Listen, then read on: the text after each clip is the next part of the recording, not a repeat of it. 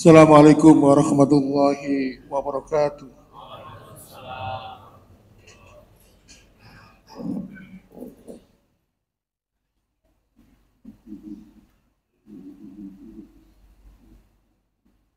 Allahu Akbar.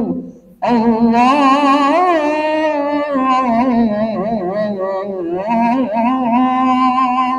Akbar. Allahu Akbar. Allahu Akbar. Asyhadu an la ilaha illallah.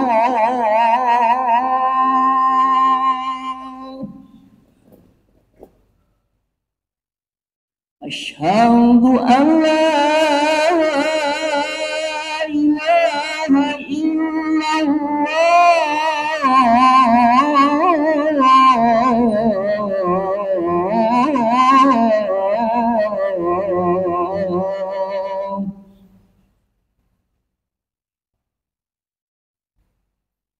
Asyhadu anna Muhammadar Rasulullah.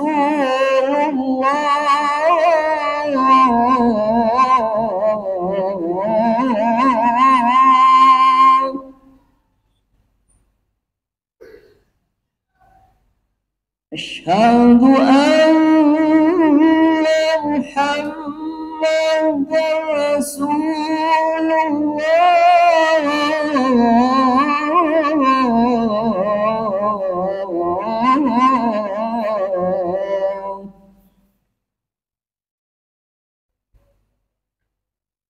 Hayya 'ala shalah.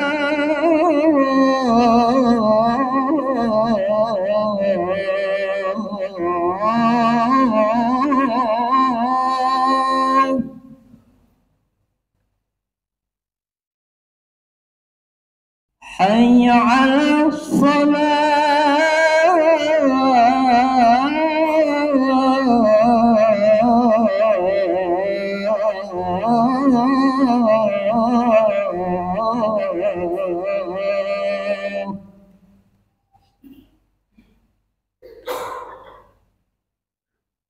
Hayya 'alal falah.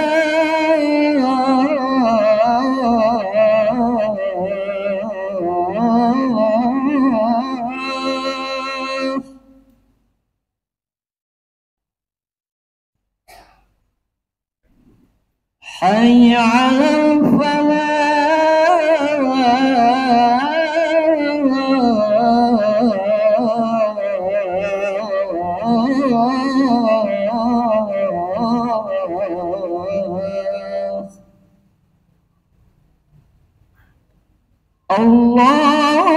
Allahu Akbar. Allahu Akbar. La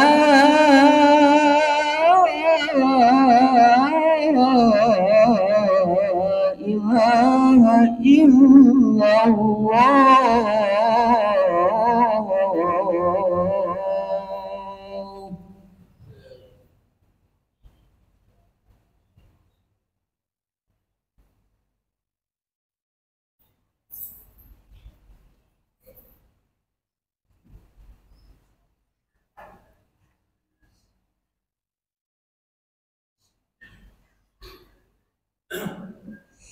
Innal hamdalillah nahmaduhu wa nasta'inuhu wa nastaghfiruh wa na'udzu billahi min sururi anfusina wa min sayyiati a'malina. May yahdihillahu fala mudhillalah wa may yudlil fala hadiyalah. Asyhadu an la ilaha illallah wahdahu la syarikalah wa asyhadu anna Muhammadan abduhu wa rasuluhu alladzi la nabiyya ba'da. Allahumma sholli wa sallim wa barik ala Muhammadin wa ala alihi wa ashabihi wa man tabi'ahum bi ihsanin ila yaumiddin. Fa ya ibadallah, usikum wa nafsi bitaqwallah faqad fazal muttaqun. Qala ta'ala fi kitabil karim, a'udzu billahi as-sami'il 'alim minas syaitonir rajim. Ya ayyuhalladzina amanu taqullaha haqqa tuqatih wa la tamutunna illa wa antum muslimun. Ma'asyiral muslimin wa zumratal mu'minin rahimakumullah. Marilah senantiasa kita bersyukur kepada Allah Subhanahu wa taala yang senantiasa melimpahkan berbagai macam rahmat-Nya, nikmat-nikmat-Nya kepada kita sekalian. Sehingga pada kesempatan di siang hari ini Allah memberikan pertolongan kepada kita untuk bisa hadir melaksanakan salah satu kewajiban yang dibebankan kepada kita, yaitu salat Jumat secara berjamaah. Mudah-mudahan kelak di hari kiamat nanti Allah pun memberikan ridha atas apa yang kita tunaikan pada kesempatan di siang hari ini. Ma'asyiral muslimin wa zumratal mu'minin rahimakumullah. Tidak lupa juga mengingatkan bahwa para sahabat dan teladan terdahulu yang mulia seperti para nabi dan rasul, mereka menyadari mereka adalah hamba-hamba Allah yang lemah, yang mempunyai banyak kekurangan, dan hanya karena nikmat dari Allah lah sehingga seluruh kenikmatan itu senantiasa tercurah kepada mereka. Sehingga para kalangan terdahulu memberikan sebuah teladan kepada kita. Sebaik-baik untuk mensyukuri semua kenikmatan oleh Allah adalah dengan senantiasa meningkatkan iman dan takwa kita, dengan menjalankan apa yang telah diperintahkan oleh Allah dan Rasul-Nya, dan menjauhi apa-apa yang telah dilarang oleh Allah dan Rasul-Nya. Oleh karena itu, ma'asyiral muslimin, marilah kita senantiasa meningkatkan hati kita ini untuk senantiasa menjaga iman dan takwa kita. Dan kalau perlu dan harus kita tingkatkan, kita jaga. Jangan pernah takwa di dalam hati kita ini hilang. Dan kita harus senantiasa memohon kepada Allah agar rasa takwa, iman yang diberikan hidayah oleh Allah kepada hati sanubari kita senantiasa diberikan kekuatan oleh Allah, sehingga kita nanti berjumpa kembali dalam sebuah perjumpaan yang akan diperjumpakan kepada hamba-hamba yang beriman, di mana mereka akan kembali kepada Allah Subhanahu wa taala. Ma'asyiral muslimin wa zumratal mu'minin rahimakumullah. Pada siang hari ini secara singkat kita akan mengambil pelajaran dari salah satu doa Nabi Ibrahim yang disampaikan beliau ketika Nabi Ibrahim mendapatkan tugas yang begitu berat, yaitu mengantar anak istrinya Hajar dan Ismail ke suatu lembah, di mana lembah itu kelak bernama Mekah. Ketika sudah sampai di tempat itu, Nabi Ibrahim pun diperintahkan oleh Allah untuk meninggalkan Hajar dan Ismail. Ma'asyiral muslimin, di situ Nabi Ibrahim pun berdoa, dan doa ini diabadikan oleh Allah di dalam surat Ibrahim ayat ke-38. A'udzu billahi minas syaitonir rajim. Rabbana innaka ta'lamu wa nukhfi wa ma nu'lin wa ma yakhfa 'ala Allah wa min syai'in fil ardi wa la fis sama. Ya Tuhan kami, sesungguhnya Engkau mengetahui apa yang telah kami sembunyikan dan apa yang kami tampakkan, dan tidak ada sesuatu pun yang tersembunyi bagi Allah, baik yang ada di bumi maupun di langit. Ma'asyiral muslimin wa zumratal mu'minin rahimakumullah. Nabi Ibrahim mengatakan wa nukhfi wa ma nu'lin. Allah mengetahui yang tersembunyi dan mengetahui apa yang tampak. Ma'asyiral muslimin, ketika Nabi Ibrahim mengucapkan doa ini, diriwayatkan beliau mengarahkan wajahnya ke Baitul Maqdis dengan meneteskan air mata. Nabi Ibrahim mengatakan, "Ya Allah, Engkau mengetahui apa yang tersembunyi dalam hatiku, yaitu rasa sedih karena cinta kasih sayang kepada anak istrinya, di mana sedih itu karena Allah memerintahkan dia berpisah dengan anak dan istrinya." Sedangkan kata wa manu'lin, Allah mengetahui apa yang tampak, yaitu ketika waktu itu Nabi Ibrahim menurut para ulama tafsir dengan meneteskan air mata, dengan meneteskan karena kesedihannya, walaupun ketaatan itu harus dilakukan, tetapi di satu sisi ketaatan itu harus menguras rasa sedih di dalam hati dan jiwanya. Ma'asyiral muslimin wa zumratal mu'minin rahimakumullah. Ketika Nabi Ibrahim mengucapkan doa ini, Nabi Ibrahim pun menyadari bahwa Allah mengetahui seluruh isi hati manusia dan apa yang ada di dalam pikiran manusia, di dalam perasaan, di dalam isi pikiran itu semuanya diketahui oleh Allah Subhanahu wa taala. Dan apa-apa yang dilakukan oleh manusia Allah mengetahui. Sehingga akhirnya para ulama tafsir ketika menyimpulkan ayat ini membagi bahwa sesungguhnya ibadah yang dilakukan oleh seorang hamba kepada Allah dibagi menjadi dua golongan besar, yaitu ibadah zahir dan ibadah batin. Ma'asyiral muslimin wa subhatal mu'minin rahimakumullah. Ibadah zahir itu apa?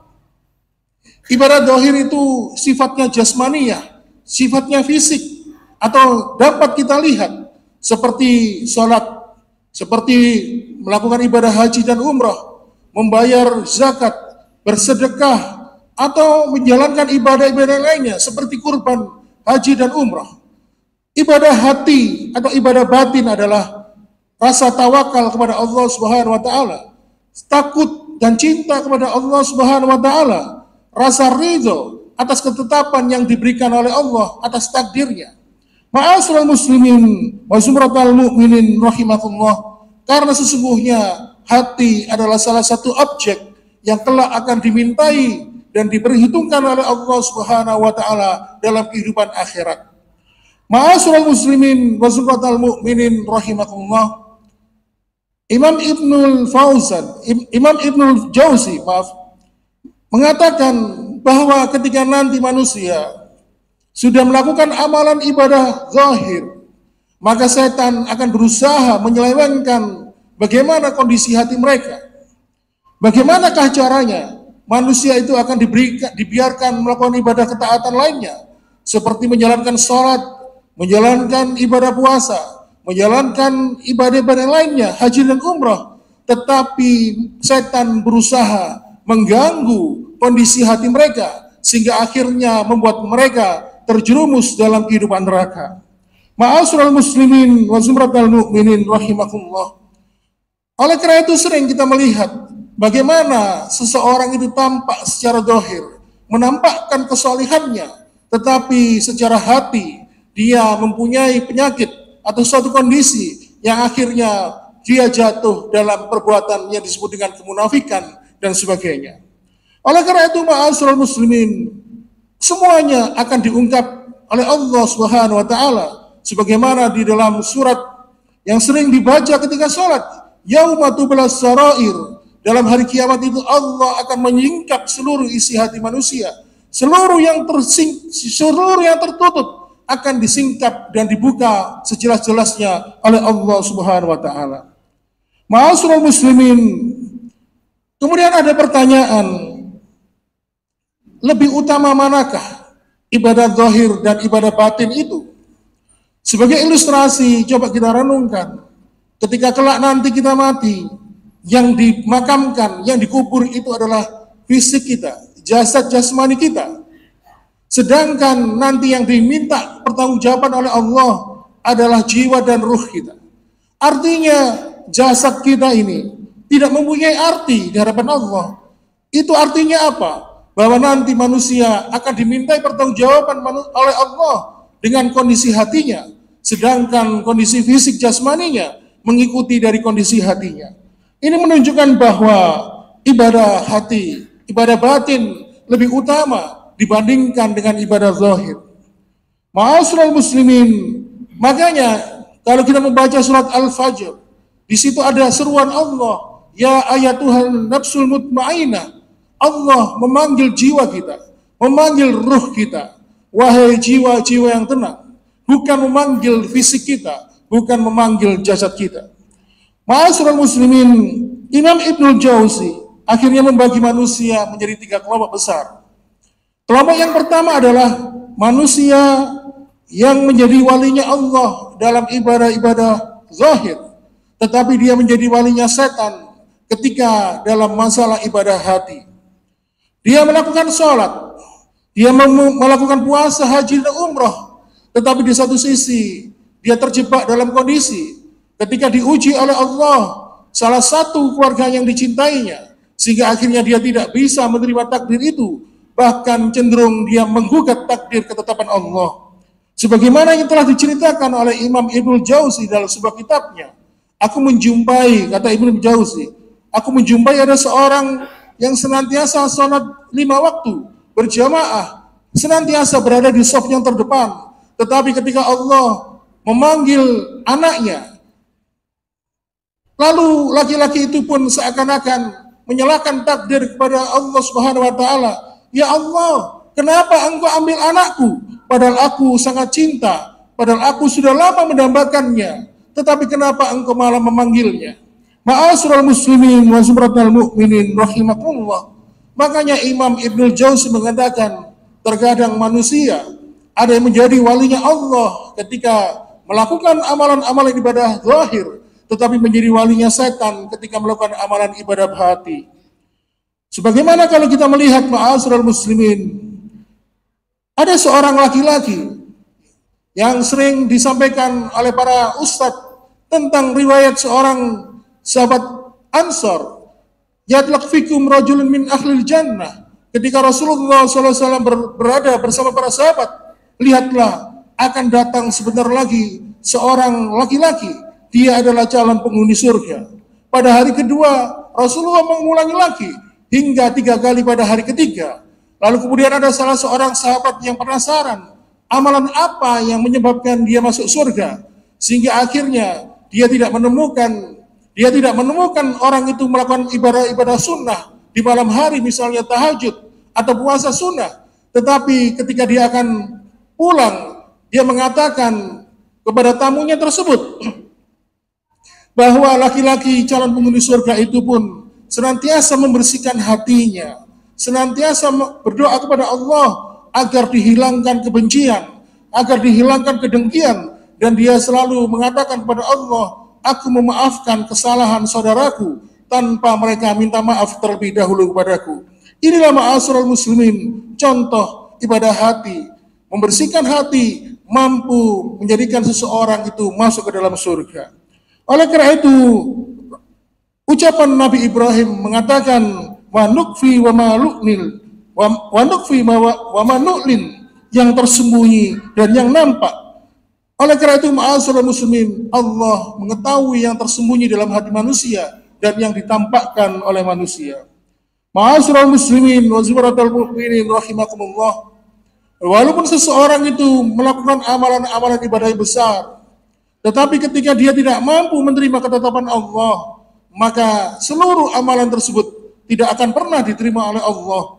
Sebagaimana ketika Rasulullah SAW memberikan sebuah ilustrasi, ada seorang laki-laki yang berinfak sebesar berupa emas sebesar gunung Uhud, tetapi di satu sisi ketika dia tidak pernah menerima ketetapan Allah, maka Allah pun tidak akan pernah menerima infak itu, walaupun itu infak emas berupa satu gunung Uhud.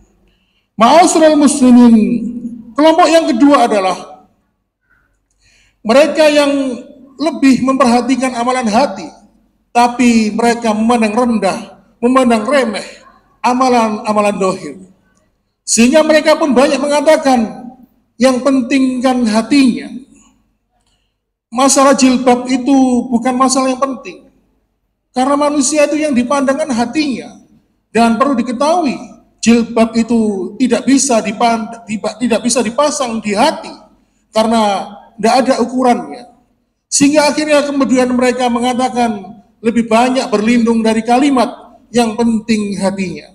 Oleh karena itu, ma'asyiral muslimin, inilah kelompok yang kedua yang lebih memandang ibadah hati dan memandang remeh ibadah zahir. Kemudian kelompok yang ketiga, kata Ibnu Jauzi, mereka yang memandang mulia ibadah hati, tetapi di satu sisi mereka juga mengagungkan, memandang mulia ibadah zahir. Sama-sama baik, ibadah hati dan ibadah zahir dipandang mulia oleh mereka. Karena mereka tahu bahwasannya apa yang terlintas dalam pikiran manusia, apa yang terlintas dalam hati dan perasaan manusia, pasti akan diketahui oleh Allah Subhanahu wa taala. Makanya ma'asyiral muslimin, dalam sebuah riwayat disebutkan kelak nanti dalam kehidupan akhirat yang pertama kali akan dihisab adalah tentang 3 orang manusia Yang pertama adalah orang yang senantiasa berjihad, kemudian orang yang mempunyai ilmu dan dia mengajarkan ilmunya, dan orang yang ketiga adalah orang yang senantiasa berinfak. Mereka melakukan amalan-amalan besar, tetapi ketika ditanya apa motivasi mereka, Allah mengatakan kadzabta, kalian semuanya bohong. Kepada yang berjihad mengatakan kamu berjihad karena ingin dianggap sebagai pemberani. Allah mengatakan kepada orang yang berilmu, mengatakan kamu ingin dianggap manusia sebagai orang yang alim, orang yang pandai membaca Al-Quran. Allah mengatakan pada yang ketiga, kamu ingin dipandang manusia sebagai orang-orang yang dermawan, suka mensedekahkan harta. Dan kalian semua, kata Allah, sudah mendapatkan apa yang kalian inginkan. Kalian mendapatkan sanjungan dari manusia. Bayangkan ma'asyiral muslimin, nanti kelak ketika itu semua akan dihisab oleh Allah, dan yang pertama kali adalah ibadah hati. Setelah itu baru kemudian ibadah fisik akan dimintai pertanggungjawaban oleh Allah, dan yang pertama kali ibadah zahir kita yang akan dimintai pertanggungjawaban oleh Allah adalah tentang sholat kita. Ma'asyiral muslimin wa zumratal mu'minin rahimakumullah. Sebelum Allah Subhanahu wa taala memeriksa ibadah kita nanti, Allah sudah meminta pertanggungjawaban tentang ibadah hati kita. Seberapa besar ikhlasmu kepada Allah, seberapa besar ridamu terhadap takdir dan ketetapan Allah, seberapa besar engkau menghilangkan penyakit hatimu, engkau memuliakan saudaramu dengan menghilangkan rasa dengki di dalam hatimu. Inilah ma'asyiral muslimin wa zumratal mu'minin rahimakumullah. Sehingga ada sebuah ungkapan dalam sebuah riwayat tentang seorang sahabat yang bernama Abu Bakar As-Siddiq. Sampai Rasulullah SAW menyampaikan ketika amalan Abu Bakar As-Siddiq ini ditimbang di dalam sebuah mizan, lalu ditimbang timbangan yang lainnya, ditimbang dengan amalan seluruh manusia di seluruh permukaan bumi ini, maka niscaya amalan Abu Bakar pasti jauh lebih berat mengalahkan amalan-amalan manusia seluruh muka bumi ini. Kenapa? Karena Allah memuliakan Abu Bakar. Allah muliakan Abu Bakar bukan karena puasanya. Allah muliakan Abu Bakar bukan karena sholatnya. Allah muliakan Abu Bakar bukan karena ibadah-ibadah yang lainnya, tetapi karena hatinya. Abu Bakar As-Siddiq dikenal sebagai seorang sahabat yang sangat merasa dekat kepada Allah, merasakan kedekatan dirinya kepada Allah Subhanahu wa taala, dan dia pun paling ridho dalam menerima takdir dan ketetapan Allah Subhanahu wa taala. Ma'asyiral muslimin wa zumratal mu'minin rahimakumullah. Oleh karena itu, Fudail bin Iyad, salah seorang ulama tabi'in, mengatakan kepada temannya, kalau engkau ingin menandingi amalan ibadah zahir, misalnya salat dengan para sahabat, pasti kalian tidak akan mampu menyamainya. Tetapi kalau kamu ingin menyamai amalan derajat amalan sahabat, maka bersihkanlah hatimu, bersihkanlah jiwamu, terhindar dari perkara-perkara yang menyangkut masalah kemanusiaan. Artinya apa? Ketika kita ini mampu menghilangkan kebencian, kedengkian, rasa iri dan dengki kepada sesama, pasti Allah akan meningkatkan derajat kita sebagaimana seorang sahabat yang dijamin masuk surga oleh Allah Subhanahu wa taala. Ma'asyiral muslimin wa zumratal mu'minin rahimakumullah. Sehingga pada doa ini di surat Ibrahim ayat 38, Nabi Ibrahim pun dengan tegas mengatakan, Rabbana innaka ta'lamu Rabbana innaka ta'lamu man nukhfi wa man nu'lin.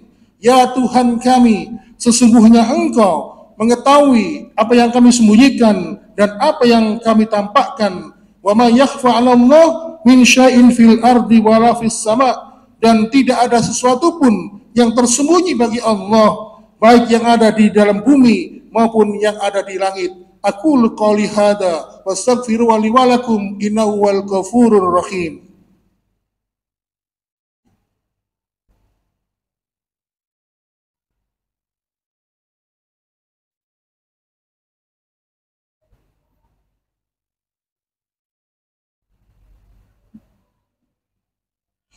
Alhamdulillah hamdan katsiran thayyiban mubarakan fih kama yuhibbu rabbuna wa yarda.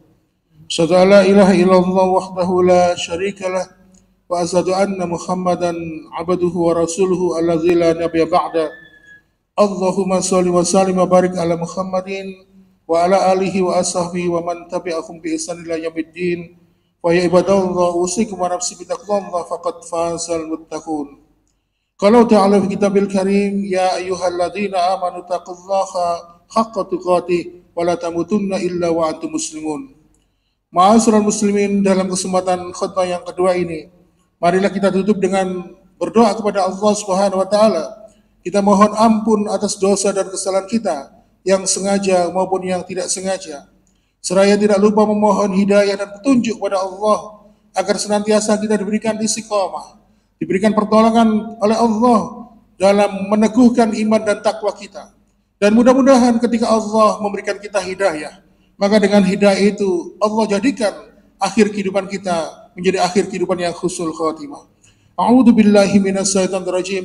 Bismillahirrahmanirrahim. Allahumma shalli wa sallim wa barik ala Muhammadin walhamdulillahi rabbil alamin. Allahumma ighfir lil muslimina wal muslimat wal mu'minina wal mu'minat al ahyamin wal amwat innaka sami'un qaribun mujibun da'wat. Allahumma ighfirli wa liwalidayya warhamhuma kama rabbayani shaghira. Rabbana zalamna anfusana wa illam taghfir lana latarhamna lanakunanna minal khasirin. Rabbana la tu'akhidna in nasina akhtana. Rabbana wa la tahmil 'alaina isran kama hamaltahu 'alal ladzina min qablina. Rabbana wa la tuhammilna ma la taqata lana bi wa'fu 'anna waghfir lana warhamna anta maulana fansurna 'alal qaumil kafirin. Rabbana atina fid dunya hasanah wa fil akhirati hasanah wa qina adzabannar. Subhana rabbika rabbil izzati amma yasifun wa salamun 'alal mursalin walhamdulillahi rabbil alamin. Ibadallah, innallaha ya'muru bil 'adli wal ihsan wa ita'i dzil qurba wa yanha 'anil fahsya'i wal munkari wal baghi la'allakum tadhakkarun wa la dzikrullahu akbar.